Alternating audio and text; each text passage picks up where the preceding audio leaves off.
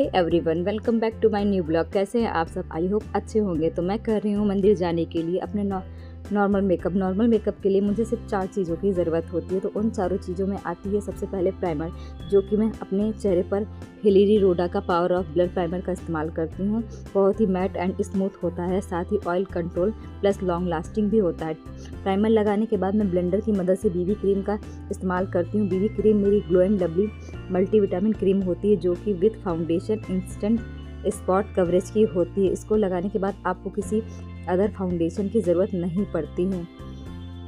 तो मैं ब्लेंडर की मदद से इसको अच्छे से अपने चेहरे पर रफ कर लेती हूँ ताकि अच्छे से सूख जाए। सूख जाने के बाद मैं हिलेरी रोडा का ही पावर ऑफ ब्लश का इस्तेमाल करती हूँ, जो कि natural finish, easy to blend, highly pigmented होता है। ब्लश लगाने के बाद मैं आईब्रो पेंसिल की मदद से अपने आईब्रो को डार्क कर लेती हूँ, जो कि मुझे डार्क मोटी आईब्रो बहुत ही पसंद है। फिर बारी आती है लिपस्टिक की। लिपस्टिक में हमेशा ग्लैम 21 की लगाती हूँ। ये बहुत ही long lasting no transfer lipstick होती है, जो कि 12 घंटे तक चलती है।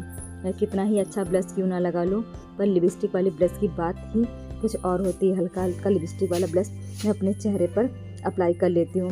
मैं कभी भी अपने चेहरे पर डार्क आई शेडो आँखों में नहीं लगाती, क्योंकि पार्टी हो या कोई बड़ा फंक्शन, मैं हमेशा हल्का ही टचअप करती हूँ। मैं थोड़ा थोड़ा लिपस्टिक से अपने आई शेडो लगा लेती हूँ। मेकअप ख़त्म होने के बाद मैं लगाती हूँ हल्का फेस पाउडर अपने चेहरे पर। फिर लगा लेती हूँ छोटी सी बिंदी, जो कि हमारे कल्चर में आती है। डाल लेती हूँ, अपना नहीं छूटती, बाकी सब कुछ रेडी हो जाती हूँ। फिर मैं बारी आती है बालों की। तो बालों में मैं स्ट्रिक्स का सीरम लगाती हूँ। मेरे बाल लंबे हैं तो उनमें ज़्यादा ही सीरम लग जाता है, उनको कंघी करने में भी बहुत टाइम लगता है। अच्छे से अपने बालों में सीरम पहले अप्लाई करती हूँ, फिर उनको खींचती हूँ। बाल खींचते खींचते ही कम से कम 10 मिनट लग जाता है मुझे, क्योंकि मेरे बाल अभी स्ट्रेट करवाए हुए हैं, तो उनको बहुत ही ज़्यादा केयर करनी पड़ती है। कंघी करने के बाद मैं अपने बालों में लगा लेती हूँ एक छोटा सा क्लच लगाने के बाद मैं डालती हूँ अपना पर्पल दुपट्टा, जो कि मेरा फेवरेट सूट और मेरा फेवरेट कलर भी है,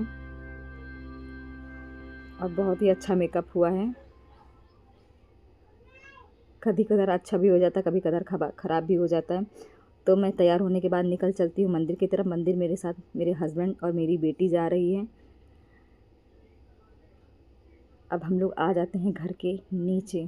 हमारा रूम 3rd फ्लोर पर है, तो नीचे उतरते उतरते भी टाइम लग जाता है। अब हम लोग आ जाते हैं अपनी बाइक पर और निकल लेते हैं मंदिर की तरफ। मंदिर पहुंचने में हमें ज़्यादा टाइम नहीं, सिर्फ 5 मिनट ही लगते हैं। हम लोग मंदिर की तरफ पहुंचने ही वाले हैं,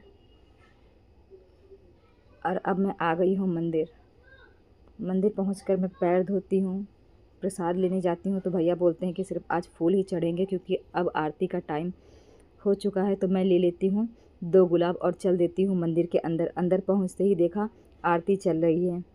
बहुत ही अच्छा दिन था कि साईं बाबा ने आरती दे दी। आरती ख़त्म होने के बाद हम लोगों ने लिया साईं बाबा का आशीर्वाद लेने के बाद कुछ फ़ोटो खिंचाई। मेरी बेटी तो वहाँ पहुँच के तालियां ही बजाने लगती है। आशीर्वाद लेने के बाद हम लोग घूमते हैं मंदिर में घूमते समय बहुत ही सुकून मिलता है, जैसे आवाज़ ही लड़खड़ाती है। अब हम लोग निकल चुके हैं अपने घर की तरफ। घर पहुंचकर हमें भी पूजा करनी है अपने घर पर, तो मैं कर लेती हूँ अपने घर की पूजा। अब मैं जा रही हूँ सबको खाना देने। मिलती हूँ आपसे अगली ब्लॉग में, तब तक के लिए बाय बाय।